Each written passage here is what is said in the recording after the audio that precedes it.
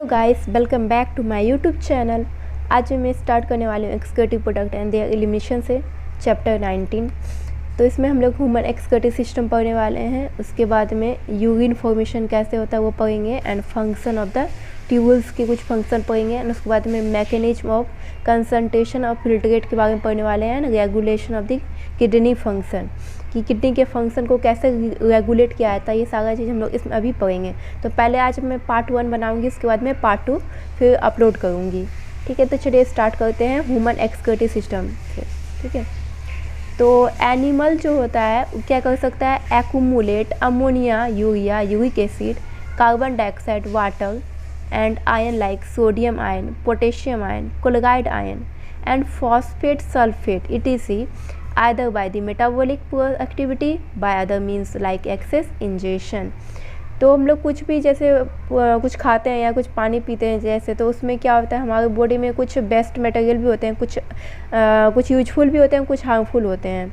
तो जैसे मान लीजिए हम लोग कुछ पानी पीते हैं, ऐसा थोड़ी नहीं रहता है कि उसमें वो पानी हम लोग प्योर फॉर्म में पी रहे हैं। तो हम लोग के बॉडी में जो मेटाबॉलिक प्रोसेस चलता है तो उसमें क्या होता है, जो न्यूट्रिएंट्स रहता है वो बॉडी एब्जॉर्ब कर लेता है और जो हार्मफुल सब्सटेंस होता है वो उसका एक्सक्रीशन हमारा बॉडी करता है। तो हमारे बॉडी में एक्सक्रीशन मीन्स बहुत सारा रिमूवल होता है। जैसे स्वेट ग्लैंड से क्या होता है, स्वेट निकलता है, पसीना निकलता है। ठीक है, उसके बाद में एक्सक्रीशन, वाटर निकलता है, कुछ इजेशन। तो बहुत सारे प्रोसेस हैं एक्सक्रीशन के। एक्सक्रीशन का मीन्स यहाँ पे हम लोग बहुत अलग अलग मीन्स से लेंगे। तो this substance have to be remove totally और पार्शली। तो ये सब्सटेंस क्या होगा, टोटली या पार्शली को रिमूव किया जाएगा। किससे रिमूव किया जाएगा, ब्लड से रिमूव किया जाएगा। ब्लड में अगर मान लीजिए ब्लड में है यूरिया का अमाउंट ज़्यादा है तो उसे क्या करना है, रिमूव करना है। ठीक है, हार्मफुल सब्सटेंस है तो उसको रिमूव करना है। उससे रिमूव करके वो जहाँ से उसको एक्सक्रीट आउट कराना होगा उसको एक्सक्रीट किया जाएगा। बॉडी का उसे फंक्शन रहता है। तो यहाँ पे हम लोग यही सब पढ़ने वाले हैं मैकेनिज्म ऑफ एलिमिनेशन कि एलिमिनेशन प्रोसेस कैसे करते हैं ये सब्सटेंस का, with the special emphasis on the common nitrogenous based. तो ये सारे नाइट्रोजनस बेस्ड का हम लोग एक स्पेशल प्रोसेस है जिसके थ्रू एलिमिनेशन होता है। तो फिर फर्स्ट ऑफ ऑल फंक्शन में देखते हैं कि अमोनिया, यूरिया और यूरिक एसिड ये क्या होता है, major form of nitrogenous based होता है जो कि एक्सक्रीट आउट किया जाता है एनिमल्स के थ्रू। ठीक है, तो अमोनिया जो होता है वो most toxic form and require large amount of water for their elimination. Ammonia जो होता है बहुत ज़्यादा टॉक्सिक होता है। ठीक है, तो अगर जो ज़्यादा टॉक्सिक रहेगा तो उसको वाटर ज़्यादा रिक्वायरमेंट होगा उसको एलिमिनेशन करने के लिए। और अगर बात करते हुए यूरिक एसिड की बात करते हैं तो वो लीस्ट टॉक्सिक होता है अमोनिया से। तो इसमें उससे कंपेयर में अगर अमोनिया कंपेयर में बोलेंगे तो इसमें कम वाटर में इसका एलिमिनेशन हो जाएगा, remove with minimum loss of water. ठीक है, इसके बाद देखते कि the process of excreting ammonia is ammonotelism. वैसा प्रोसेस है जिसके थ्रू अमोनिया को एक्सक्रीट किया जा रहा है तो उस प्रोसेस को हम लोग बोलते हैं एम्नोटेलिज्म। ठीक है, और वो एम्नोटेलिज्म एनिमल्स भी होते हैं, कुछ ammonotelism just like that many bony fishes and aquatic amphibian and aquatic insects that's are ammonotelic in nature. And ये सारे क्या है, एम्नोटेलिक इन नेचर में होते हैं। ये अमोनिया को ही मतलब एक्सक्रीट आउट किया जाता है। ठीक है, तो अमोनिया इज क्या होता है, रेडली सॉल्यूबल होता है and generally excreted by the diffusion across body surface या थ्रू गिल सरफेस। इन फिश की बात करते हैं as a ammonium ion. Okay, and kidney don't play any significant role in its removal. लेकिन इसमें किडनी कोई प्ले रोल नहीं करता है। ठीक है, क्योंकि वो फिशेज है। वैसे भी इसमें फिशेज बात कर रहे हैं, बोनी फिश की बात कर रहे हैं, एक्वेटिक एम्फीबियन की बात कर रहे हैं। तो यहाँ पे क्या है, यहाँ का अलग प्रोसेस चल रहा है। तो यहाँ पे इसका रिमूवल किडनी का कोई काम ही नहीं है, यहाँ पे किडनी नहीं है, दूसरे प्रोसेस से इसका एक्सक्रीशन चल रहा है। ठीक है, तो सारे एनिमल का जो एक्सक्रीशन का जो प्रोसेस होता है ना, सारे का अलग होता है, सबका एक जैसा नहीं होता है, सारे एनिमल का अलग अलग।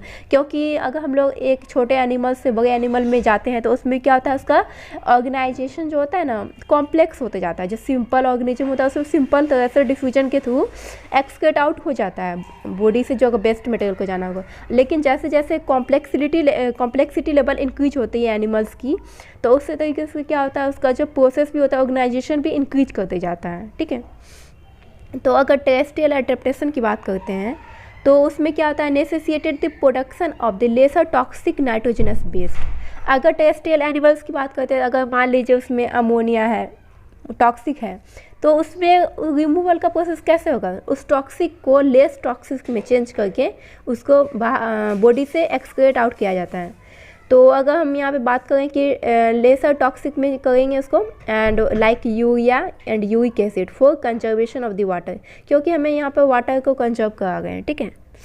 इसके बाद देखते हैं मैमल्स की बात करते हैं, and many terrestrial, amphibian and marine fishes की बात करते हैं। तो मेनली एक्सक्रीट यूरिया, ये यूरिया को एक्सक्रीट करता है, इसलिए इसको हम लोग यूरोटैलिक एनिमल्स भी बोलते हैं, ठीक है। जो अमोनिया को एक्सक्रीट करेगा उसको बोलेंगे एब्नोटैलिक, और वैसे एनिमल्स जो यूरिया को एक्सक्रीट करेगा उसको बोलेंगे यूरियोटैलिक एनिमल्स, ठीक है। उसके बाद में देखते हैं आगे हम लोग, ammonia produce by the metabolic process के थ्रू अमोनिया को प्रोड्यूस किया जाता है एंड कन्वर्टेड इनटू यूरिया। तो अमोनिया को क्या किया गया, यहाँ पे यूरिया में कन्वर्ट किया गया मेटाबॉलिक प्रोसेस के ड्यूरिंग, ठीक है। इन द लिवर, कहाँ पे किया गया, लिवर में काम किया गया, ऑफ दिस एनिमल्स के लिवर में, रिलीज इनटू द ब्लड, बाद में इसको क्या ब्लड में रिलीज कराया गया, विच इज़ फिल्टर, बाद में फिल्टर हुआ, and excrete out by the kidney.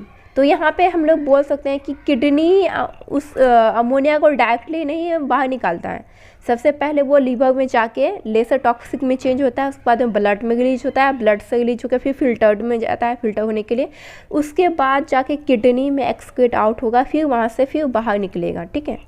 अब यहाँ पे क्या है, some amount of urea may be retained in the kidney matrix and some of this animal to maintain osmolality. तो कहने का क्या मतलब है कि जो अमोनिया, जैसे मान लीजिए ये यूरिया का हम लोग एक्सक्रीशन करा गए हैं, तो कुछ अमाउंट क्या होता है इसमें रह जाता है।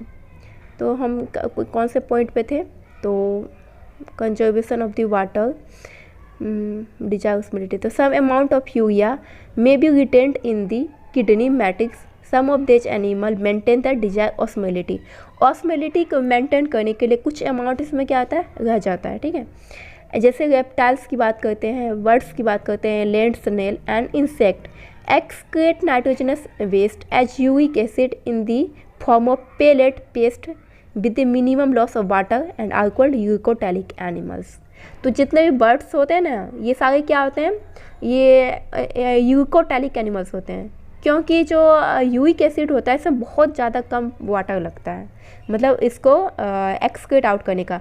अगर ऊँट के जैसे कैमल की बात करते हैं, जो कहाँ रेगिस्तान में रहता है, तो उसमें भी क्या होता है, वो भी बहुत ज़्यादा, मतलब वो तो करता ही नहीं है पानी को यूज, वहाँ पे कहाँ पानी उतना मिलता नहीं है, तो वो क्या करता है, वो भी वाटर कंजर्वेशन में हेल्प करता है। तो अगर वो उसका जो एक्सक्रीशन देखे ना, उसका भी पैलेट पेस्ट के थ्रू रहता है उसका एक्सक्रीटिव प्रोडक्ट, ठीक है। तो यहाँ पे कौन कौन हो गया, रेप्टाइल्स हो गया, बर्ड हो गया, लैंड स्नेल एंड इंसेक्ट हो गया, ये सारा क्या होता है, यूरिकोटैलिक एनिमल्स होते हैं, ठीक है। तो यहाँ से हमें क्या एक पॉइंट मिला, जो अमोनिया होता है, अमोनिया वो क्या होता है, मोस्ट टॉक्सिक होता है, इसके लिए लार्ज अमाउंट ऑफ वाटर लगता है। उसके बाद में अमोनिया के बाद में क्या था, यूरिया, ठीक है। उसके बाद में ये, इसके बाद टॉक्सिक के लेवल में है। उसके बाद में यूरिक एसिड, यूरिक एसिड क्या होता है, सबसे कम टॉक्सिक होता है, इसीलिए इसके रिमूवल में कम वाटर लगता है, सबसे ज़्यादा वाटर लगेगा अमोनिया को रिमूव करने में, उसके बाद यूरिया को, उसके बाद यूरिक एसिड को, ठीक है। इसके बाद आगे देखते हैं, a survey of animal kingdom present a variety of excretory structure in most of the invertebrate. These structures are simple tubular forms, whereas vertebrates have complex tubular organ called kidney. तो मैंने इससे पहले भी बताया कि जो सिंपल ऑर्गेनिज्म होता है तो उसका सिंपल ट्यूबुलर फॉर्म में रहता है एक्सक्रीशन करने वाला प्रोडक्ट। अगर जैसे जैसे कॉम्प्लेक्सिटी लेवल बढ़ रहा है तो उसमें क्या होता है, उसका complex level of elimination product organ दिखने को मिलता है, ठीक है। तो सम ऑफ द देज स्ट्रक्चर अब मेंशन यहाँ किया गया है, एंड जैसे प्रोटोनेफिडिया बोल गए हैं या फ्लेम सेल बोलते हैं, तो द एक्सक्रीटिव स्ट्रक्चर इन प्लेटीहेल्मिन्थेज। प्लेटीहेल्मिन्थेज में क्या मिलता है, प्रोटोनेफिडिया या फ्लेम सेल। इससे जैसे फ्लैटवर्म आ गया तो प्लेनेरिया हो गया इसका एग्जाम्पल, एंड गोटीफॉक्स हो गया, सम एनेलिड्स हो गया, एंड सिप्लोकॉर्डेट्स, एम्फिएसेक्स, ये सारा क्या होता है, ये सिंपल फॉर्म में इसका मिल गया, ठीक है। पोर्टोनेफ्रिटिया क्या होता है, primarily concerned with the ionic and fluid volume regulation. ये क्या करता है, मतलब आयनिक और क्या करता है, फ्लूइड वॉल्यूम को मेंटेन करके करता है, रेगुलेशन करता है उसका, ठीक है। एंड ऑस्मो रेगुलेशन जिसको हम लोग बोल सकते हैं, ठीक है। तो नेफ्रिटिया उसके बाद क्या होता है, अदर ट्यूबुलर एक्सक्रेटरी स्ट्रक्चर होता है, अर्थवो में मिलता है एंड अदर एनिमल्स में दिखने को मिलता है नेफ्रिटिया, एक्सक्रेटरी ऑर्गन होता है। तो nephridia help to remove nitrogenous waste, maintain fluid and ionic balance. तो ये सारा क्या कर रहा है, बॉडी में जो हमारा जैसे वाटर हम लोग कुछ लेते हैं या कोई एनिमल्स लेता है, तो उसमें क्या होता है, आयन का लेवल फिर जो ब्लड में जाता है तो उसके लेवल को मेंटेन करने के लिए तो ये सारा काम किया जाता है, ठीक है। जैसे मैंने आपको बताया हुआ था कि अमोनिया जो था तो वो क्या हुआ था, जैसे मान लीजिए कॉम्प्लेक्स ऑर्गेनिज्म की बात करें तो अमोनिया डायरेक्ट निकलेगा नहीं, तो वो लीवर में जाके सिंपल फॉर्म में, मतलब उससे यूरिया में चेंज होगा, लेसर टॉक्सिक में, तो वहाँ से फिर क्या होगा, वो ब्लड में जाएगा, तो ब्लड में फिर आयन का उसका तो रेगुलेशन करना होगा, तो उसको मेंटेन किया जाता है उसकी स्मोलिटी के लिए। अगर मेलपिगियन ट्यूबल्स की बात करते हैं, are the excretory structure of most of the insect including cockroach. तो आपको मेलपिगियन ट्यूबल्स कहाँ दिखने को मिलता है, कॉकरोच में दिखने को मिलता है। And Malpighian tubules help in removal of nitrogenous waste and osmoregulation. तो ये भी क्या कर रहा है, नाइट्रोजन वेस्ट को रिमूव कर रहा है, प्लस ऑस्मोलिटी को भी रेगुलेशन कर रहा है, उसमें आयनिक एंड जो उसका बॉडी फ्लूइड का वॉल्यूम है उसको मेंटेन कर रहा है। इसके बाद में देखते हैं एंटीनल ग्लैंड, जिसको क्या बोलते हैं, ग्रीन ग्लैंड बोलते हैं। वो भी क्या करता है, परफॉर्म करता है एक्सक्रेटिव फंक्शन, किसमें, क्रूस्टेशियन लाइक प्रोन, जो झींगा होता है ना उसमें, ये उसमें दिखने को मिलता है एंटीनल ग्लैंड या ग्रीन ग्लैंड। इसके बाद हम लोग यहाँ पे देखेंगे ह्यूमन एक्सक्रेटरी सिस्टम। तो ह्यूमन एक्सक्रेटरी सिस्टम में पहले देखेंगे हम लोग कि ह्यूमन क्या आता है। Human excretory system consist of pair of kidney. Human में क्या आता है, एक पेयर ऑफ किडनी होता है, और क्या होता है, वन पेयर ऑफ यूरेटर देखने को मिलता है, और एक यूनिरी ब्लैडर होता है। यूनिरी ब्लैडर कितना होगा, एक होगा, किडनी दो होगा, उसके बाद में एक पेयर मतलब दो यूरेटर दो किडनी, और एक यूनिरी ब्लैडर एक यूरेथ्रा, ठीक है। उसके बाद क्या है, किडनी कैसा होता है, रेडिश ब्राउन कलर का होता है, और कैसा शेप होता है, बीन शेप्ड का होता है स्ट्रक्चर, और कहाँ पे सिचुएटेड होता है, between level of last thoracic and third lumbar. Last thoracic कहने का मतलब क्या है, T12, जो T12 पोजीशन होता है ना, जैसे रिप्स सारा होता है तो कितना होता है, रिप्स टोटल तो 24 होता है ना, तो उसको 12 जो लास्ट वाला जो पोर्शन होता है ना वहाँ से रहता है। और थर्ड लंबर में ये रहेगा, लंबर क्या, कमर वाला पोर्शन होता है ये, ठीक है। तो लास्ट थोरासिक और थर्ड लंबर के बीच में आपको देखने को मिलेगा ये। अब vertebrate close to the dorsal inner wall of the abdominal cavity में देखने को मिलेगा। Each kidney of an adult human measure कितना होता है उसका, मतलब जो लेंथ होता है 10 to 12 सेंटीमीटर इन लेंथ होता है, and 5 to 7 centimetre in width होता है, ठीक है, एंड 2 से 3 centimetre in thickness, with an average weight कितना होता है, 120 से 170 ग्राम होता है। And towards the centre of the inner concave surface of the kidney a notch called hilum through which the ureter blood and vessels nerve enter. तो मैं यहाँ आपको दिखाऊंगी ये वाला जो पोर्शन आप किडनी का देख रहे हैं, तो इसका जो ये वाला पोर्शन है जहाँ से यहाँ निकल रहा है ये वाला पोर्शन, तो यही इसका हीलम बोला जाता है। यही पोर्शन से ना बहुत सारा ब्लड वेसल्स ये सारा इधर से जाता है, मतलब एक होता है जो मतलब वहाँ से ब्लड को पहुँचाएगा, क्योंकि किडनी को भी तो ब्लड का रिक्वायरमेंट होता है, प्योर ब्लड का, और इम्प्योर ब्लड वहाँ से एक निकालने वाला रहेगा, एक ब्लड देने वाला रहेगा। तो इस सारे से पोर्शन से, हीलम वाले पोर्शन से ही ना आता जाता है उसका जो सारा पाइपलाइन होता है वेसल्स, ठीक है, वेसल्स और नर्व इंटर करता है उधर से, ठीक है। इसके बाद देखते हैं, इसके बाद इनर टू द हिलम, जो हिलम वाला पोर्शन ये वाला बताई थी मैं, इनर टू द हिलम क्या होता है, एक ब्रॉड फ्यूनल स्पेस होता है जिसको क्या बोलते हैं, renal pelvis with projection cold calyx. उसके प्रोजेक्शन को कैलिक्स बोलते हैं। ये क्या है आपको, कैलिक्स, इसका ये कैलिक्स वाला पोर्शन है, ठीक है। इसका भी मतलब मैं इस पूरा स्ट्रक्चर दिया हुआ है इसका दिखाऊंगी, इसमें पूरा डिटेल ये नहीं दिया है, इसके नेक्स्ट वाले में दिखाऊंगी। एंड क्या होता है, the outer layer of kidney is tough होता है, जो कैप्सूल बोलते हैं, ये जो बाहर वाला है ना इसको कैप्सूल बोला जाता है। एंड आउटर कॉर्टेक्स होता है, इनर मेडुला पोर्शन होता है, जो बाहर वाला है इसको कॉर्टेक्स बोलते हैं, और अंदर वाला को मेडुला वाला पोर्शन बुलाया जाता है। और फिर मेडुला किस में डिवाइड होता है, इंटू फ्यू कॉनिकल मासेस में डिवाइड होता है, जिसको मेडुलरी पिरामिड बोलते हैं। And the projecting into the calyx के थ्रू प्रोजेक्ट होता है, ठीक है। इसके बाद में ये स्ट्रक्चर यहाँ पे दिखा रही हूँ। ये क्या होता है, इन्फीरियर वेना कावा। ये क्या है आपका, एक ऊपर वाला होता है सुपीरियर, नीचे वाला इन्फीरियर होता है, इससे ऊपर एक होता है। एंड ये क्या है, एड्रिनल ग्लैंड होता है, जिससे क्या होता है, एड्रिनल ग्लैंड क्या होता है, इसमें बहुत सारा, इसमें कॉर्टेक्स और मेडुला वाला पोर्शन होता है इसका, जिससे बहुत सारा हार्मोन रिलीज होता है। एंड क्या होता है, रीनल आर्टरी है ये वाला पोर्शन, जिससे ब्लड इसको जा रहा है, प्योर ब्लड इससे जा रहा है, ठीक है।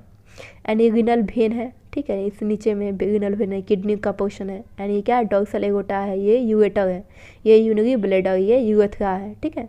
ये कॉर्टेक्स पोर्शन है, अंदर ये मेडुला, अंदर वाला मेडुला पोर्शन है, ये पेल्विस है, इसको पेल्विस बोलते हैं। ये इन्फीरियर वेना कावा मैंने बताया। उसके बाद क्या है, the cortex extend in between. Cortex कहाँ से एक्सटेंड होता है फिर, मेडुलरी पिरामिड से, ठीक है, जिसको एजगिनल ऑफ कॉलम बोलते हैं या कॉलम ऑफ बर्टिनी भी बोलते हैं। तो अब मैं यहाँ पे इसको आपको डिटेल में स्ट्रक्चर अच्छा समझा सकती हूँ, यहाँ पे पूरा डिटेल में दिया हुआ है, ठीक है। तो ये वाला मैंने क्या बताया था, ये बाहर का कॉर्टेक्स रीजन है, अंदर वाला को मेडुला पोर्शन बोला जाता है, ठीक है। इधर वाला को मेडुला और बाहर वाला को कॉर्टेक्स। और ये वाला जो दो को इधर आपको क्या देखने को मिलेगा, ये मेडुलरी पिरामिड। तो टू मेडुलरी पिरामिड के बीच का जो स्पेस है, इधर वाला अंदर ये जो पोर्शन इस तरीके से दिखाया गया, इसको रीनल कॉलम बोलते हैं, ठीक है। ये रीनल कॉलम का पोर्शन है। ये क्या है, इसको कैलिक्स बोलते हैं, ठीक है, इस पोर्शन को कैलिक्स बोलते हैं। ये आपका रीनल आर्टरी है, ये रीनल वेन है, इससे इम्प्योर ब्लड लेके जाएगा यहाँ से प्योर करने के लिए। ये क्या है आपका, प्योर ब्लड इसको बॉडी को जो रिक्वायरमेंट होगा तो इसमें जाएगा, ठीक है। और ये क्या है, रीनल पेल्विस वाला पोर्शन है, इसको रीनल पेल्विस बोलते हैं, ये यूरेटर का पोर्शन है। और ये क्या है, रीनल कैप्सूल का पोर्शन है, ठीक है। इसके बाद देखते हैं, each kidney has nearly 1 million complex tubular structure cold nephron.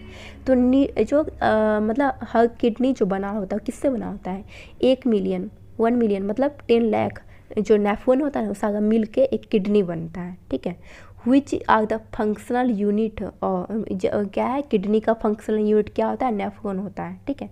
और each nephron has 2 part.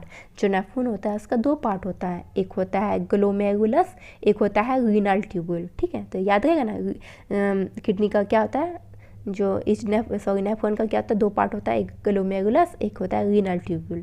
Glomerulus क्या होता है, एक टफ्ट ऑफ कैपिलरी होता है, एक टफ्ट ऑफ कैपिलरी गुच्छा टाइप का, formed by the afferent आउटरियल।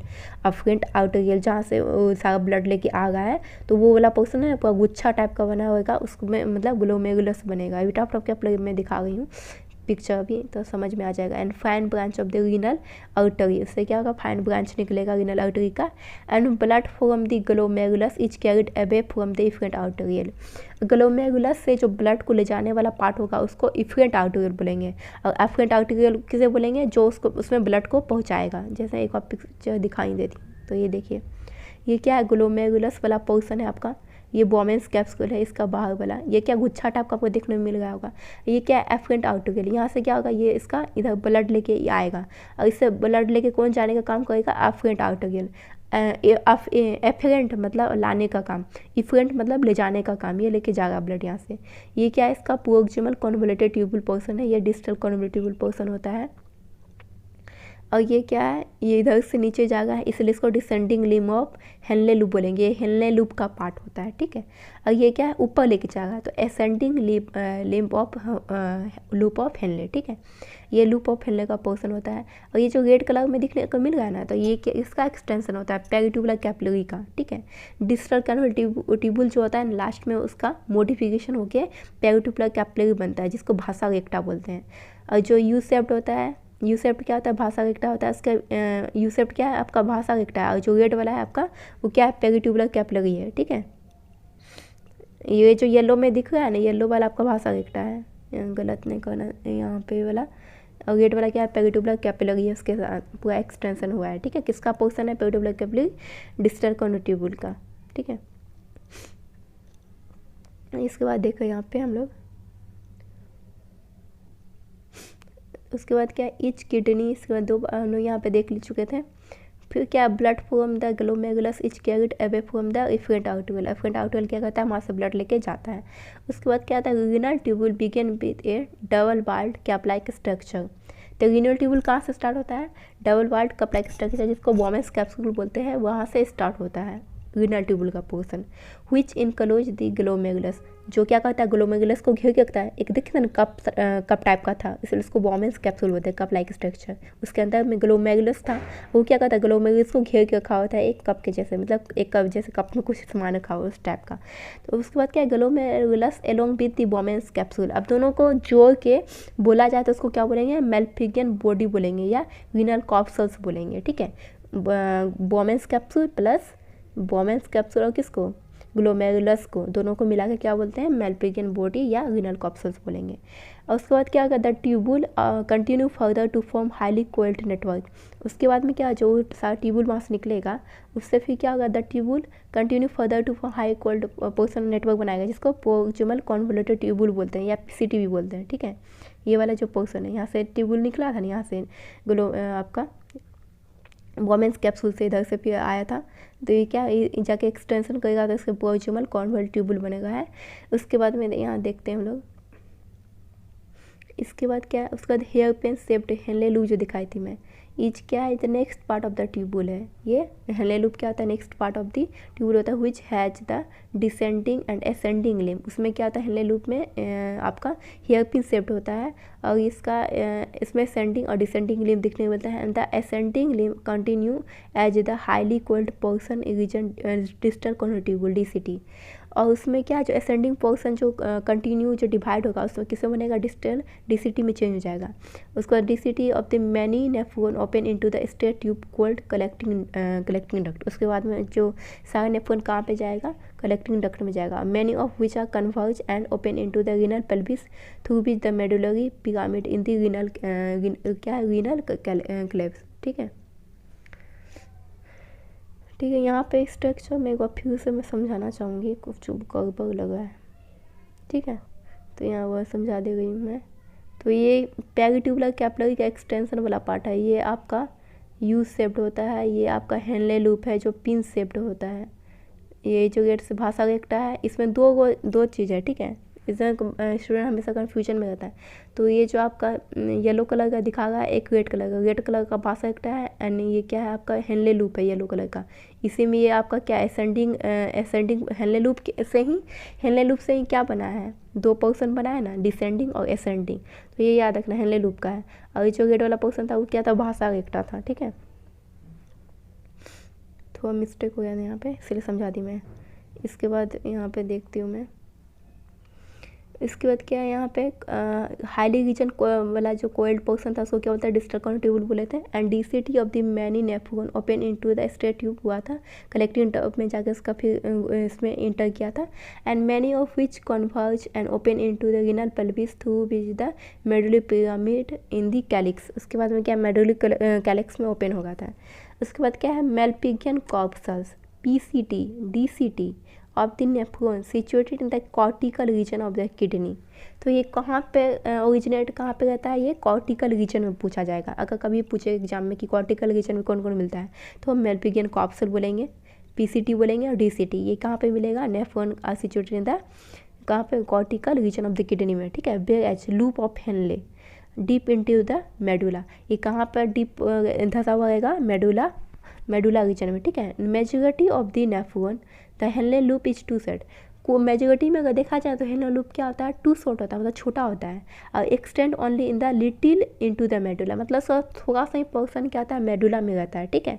And such nephron को क्या बोलते हैं हम लोग कॉर्टिकल नेफ्रॉन बोलेंगे।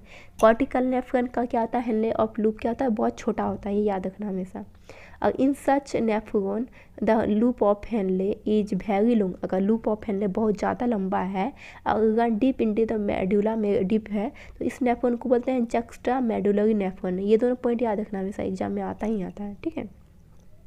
तो छोटा हेनले लूप छोटा किस में रहेगा कॉर्टिकल नेफ्रॉन में, और जक्स्ट्रा मेडुलरी नेफ्रॉन में क्या होगा हेनले लूप बहुत ज़्यादा लंबा होगा, ठीक है, वेरी लॉन्ग होता है।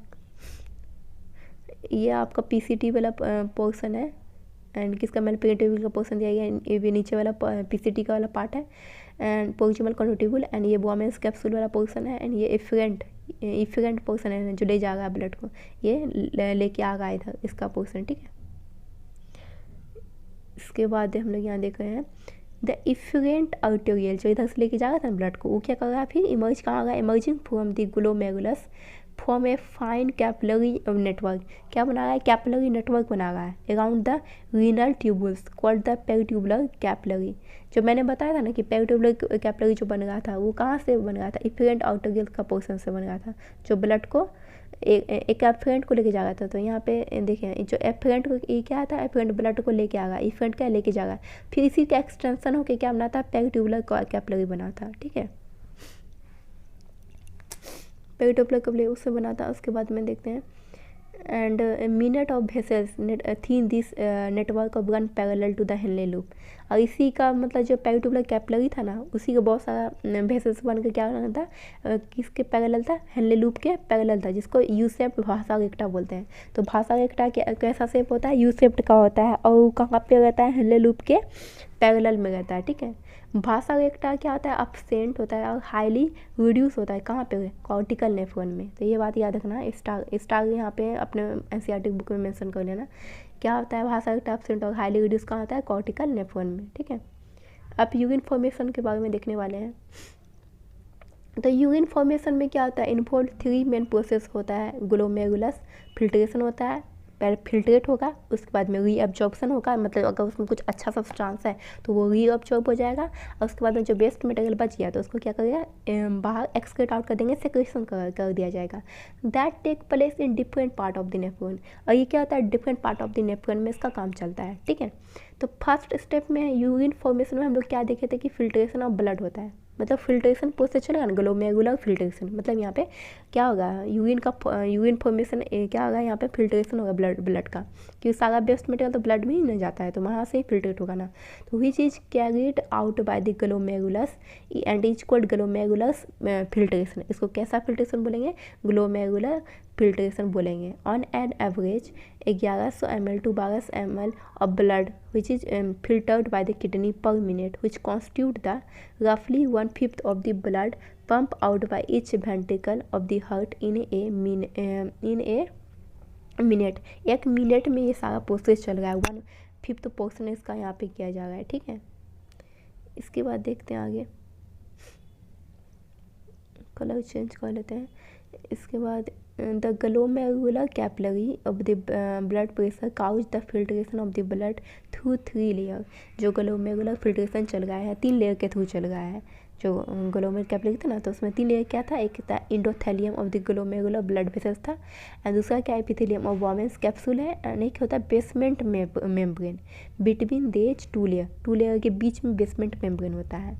जैसे छन्नी होता है ना, कुछ छकने का काम करते हैं, तो उसी तरीक़ा से जो सामान को अलग करना है तो उससे एक्सक्रीट मतलब अलग किया जाएगा, उसका छन्नी वाला पार्ट से उसको फिल्ट्रेट कर गए ना ग्लोमेरुलर में, इसीलिए बेसमेंट मेम्ब्रेन रहता है। और क्या होता है, epithelium cell of the Bowman's capsule called podocyte. और जो एपिथेलियम होता है वोमेन्स कैप्सूल का, उसको क्या होता है, पोडोसाइट कहते हैं। उसमें थोड़ा छिद्र होता है, छिद्रा टाइप का होता है, arrange in manner so leave some minute space and called the filtration slit, या स्लिट पोर बोलते हैं, छेद रहता है उसमें। ठीक है, ब्लड इज फिल्ट्रेट होगा यहाँ पे so finally through these membrane and that almost all constitute the plasma except the protein. तो इसमें क्या होगा, इसमें क्या प्रेजेंट होगा, प्लाज्मा होगा एक्सेप्ट प्रोटीन, प्रोटीन को नहीं लिया जाएगा, पास होगा ही नहीं, protein pass on to the lumen of the Bowman's capsule except the protein को छोड़कर ये सब होगा। ठीक है, therefore it is considered as a process of ultrafiltration, इसलिए इसको यहाँ पे कैसे कंसिडर किया जाता है, अल्ट्रा फिल्ट्रेशन का। ठीक है, तो यहाँ पे प्रोटीन को हटा लिया जाता है, क्योंकि वो तो ब्लड के लिए इम्पोर्टेंट रहता है ना, तो हम लोग को जो चीज़ को एक्सक्रीट करना है, जो चीज़ को मतलब हटाना है, बॉडी फिल्ट्रेट करना है, वही काम करना है यहाँ पे। ठीक है, इसके बाद देखते हैं हम लोग amount of the filtrate formed by the kidney per minute is called glomerular filtration rate। तो बस अमाउंट ऑफ फिल्ट्रेट का जो कि किडनी पर मिनट फिल्ट्रेट कर पा रहा है, उसको क्या बोलते हैं, ग्लोमेरुलर फिल्ट्रेशन रेट बोलते हैं। ग्लोमेरुलर फिल्ट्रेशन रेट जो होता है एक हेल्दी इंडिविजुअल का अप्रोक्सीमेटली 125 ml पर मिनट होता है, या 180 लीटर पर डे भी बोल सकते हैं। ठीक है, जो निकलता है, तो किडनी मतलब उस फिल्ट्रेट होता है जो kidney has built in mechanism of this regulation of the glomerular cellular filtration rate, ठीक है। On such efficient mechanism is carried out by the juxtaglomerular apparatus. ये क्या होता है, juxtaglomerular apparatus special sensitive region होता है जो कहाँ पे बनता है, cellular modification in the distal convoluted and the efferent arteriole at the location of their contact, दोनों के कॉन्टैक्ट के रीजन में ये सेल रहता है स्पेसिफिक। एंड इफ अगर जब भी फॉल हुआ किस ग्लोमेरुलर फिल्ट्रेशन रेट जो प्रोसेस होता है रेट से जो चलता है उसमें अगर कम हुआ तो क्या करेगा, can activate the JG cell, तो ये जेजी सेल को मतलब एक्टिवेट करेगा, एक्टिवेट फिर क्या करेगा, activate JG cell to release renin, renin को रिलीज करने के लिए एक्टिवेट किया जाएगा, ठीक है। जैसे ही कम होगा कि ग्लोमेरुलर फिल्ट्रेशन रेट कम हो गया है तो एक्टिवेट जेजी सेल होगा, उसको रेनिन को देखिए रेनिन यहाँ पे जो बोले हैं ना ये RENIN है, वो वाला नहीं है, बच्चे यहाँ पे कंफ्यूज हो जाते हैं। एक होता है रेनिन जो बच्चों में मतलब जो वो खाता है जो मिल्क खाता है उसको डाइजेस्ट करने के लिए, वो होता है DN होता है, इसमें है RENIN, ठीक है। तो ये याद रखना, ठीक है। तो रेनिन को रिलीज करता है which can stimulate the glomerular blood flow and the glomerular filtration rate back to normal, तो उसको नॉर्मल में लाने के लिए यहाँ पे इसको रिलीज कराया जाता है, जो कौन करता है, जुक्स्टाग्लोमेरुलर सेल, ठीक है, जेजी सेल, ठीक है। इसके बाद में देखते हैं a comparison of the volume of the filtrate formed per day 81 litre per day with in the urine release 1.5 litre. तो हम लोग जो नॉर्मल पर्सन होता है वो क्या करता है, पर डे 1.5 लीटर मतलब यूरिन को पास आउट कराता है। Suggest that the nearly 99% of जो फिल्ट्रेट होता है ना has to reabsorb through the renal tubes के थ्रू फिल्ट्रेट होता है, ठीक है। एंड दिस प्रोसेस को क्या बोलते हैं, रीअब्जॉर्प्शन कहते हैं। तो इसमें क्या होता है, रीअब्जॉर्प्शन को प्रोसेस कहते हैं। इसमें क्या होता है, The tubular epithelium cell in different segment of the nephron perform this either by the active या passive mechanism। तो जो ट्यूबुलर एपिथेलियम पर्सन होता है इसका अलग अलग सेगमेंट में नेफ्रॉन का इस प्रोसेस को एक्टिव या पैसिव प्रोसेस के थ्रू रीअब्जॉर्ब कराया जाता है, ठीक है।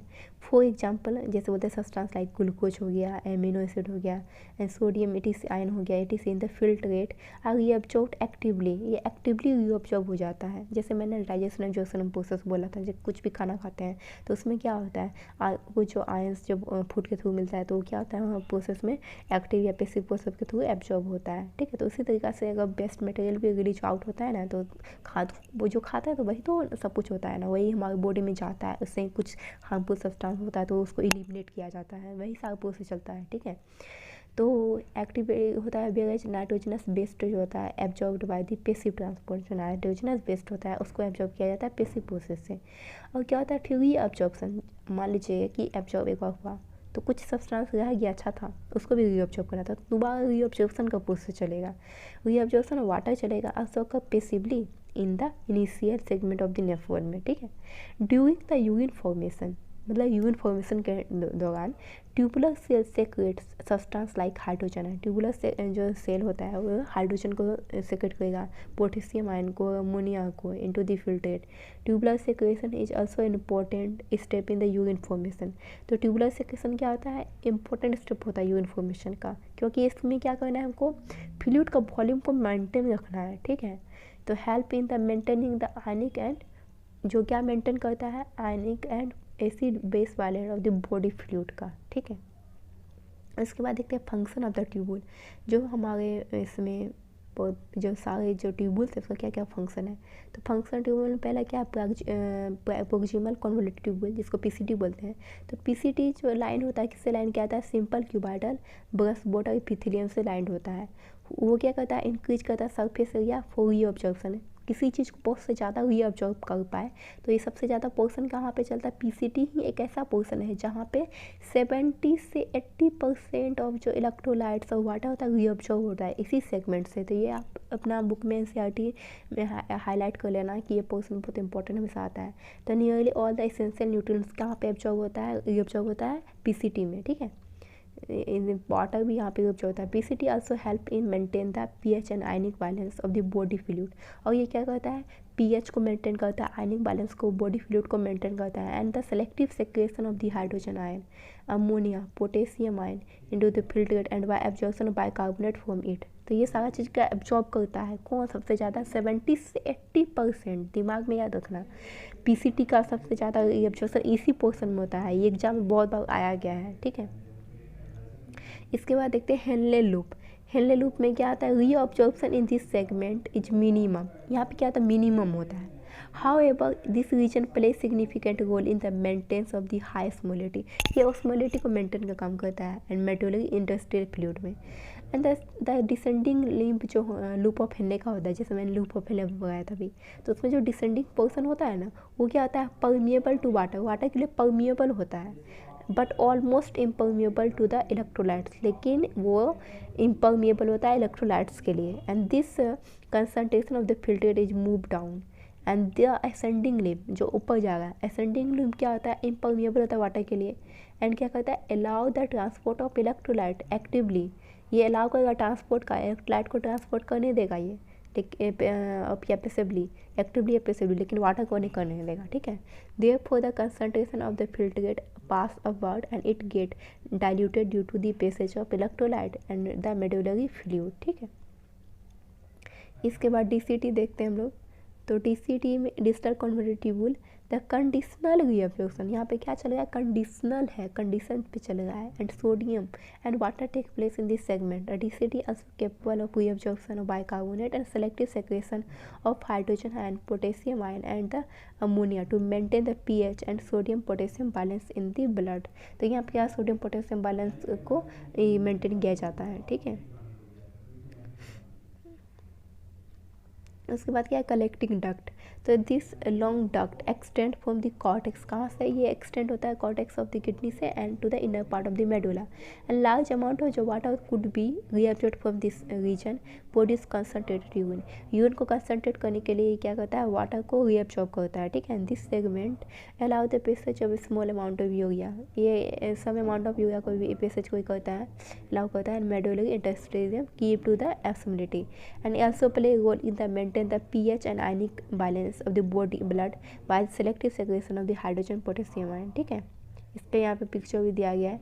तो ये वाला कौन पोर्शन है, कलेक्टिंग डक्ट का पोर्शन है, ठीक है। ये कॉर्टेक्स वाला रीजन है, ये मेडुला का रीजन है, ये डिसेंडिंग लिम्ब वाला पोर्शन है जो किसके लिए परमिएबल होता है, वाटर के लिए परमिएबल होता है, लेकिन इलेक्ट्रोलाइट्स के लिए इम्परमिएबल होता है। ये क्या होता है, एसेंडिंग पोर्शन है जो किसके लिए परमिएबल होता है, इलेक्ट्रोलाइट्स के लिए परमिएबल होता है, लेकिन वाटर के लिए इम्परमिएबल होता है, ठीक है। और ये क्या है, थिक सेगमेंट, ये क्या थीन पोर्शन है, थीन सेगमेंट है, ठीक है, thick segment of ascending limb है, ठीक है ना। ये पीसीटी वाला पोर्शन है, ये डीसीटी का पोर्शन है, याद रहेगा ना, पीसीटी पोर्शन। यहाँ पे देखिए रीअब्जॉर्प्शन सब चल रहा है, पोर्चिमल टेबल एंड ये डिस्टल कॉन्वर्टिबल है। ये आपका क्या है, मेल्पिगियन ट्यूबल्स वाला पार्ट है, जिसमें क्या ग्लोमेरुलस है और बॉमेस कैप्सूल है, दोनों को मेल्पिगियन क्या होता है, ट्यूबल्स बोलते हैं। तो ये आज यहीं तक रख गई हूँ। उसके बाद लाइक सब्सक्राइब करना मेरे चैनल को, शेयर करो, sharing is caring. Till then take care, thank you so much.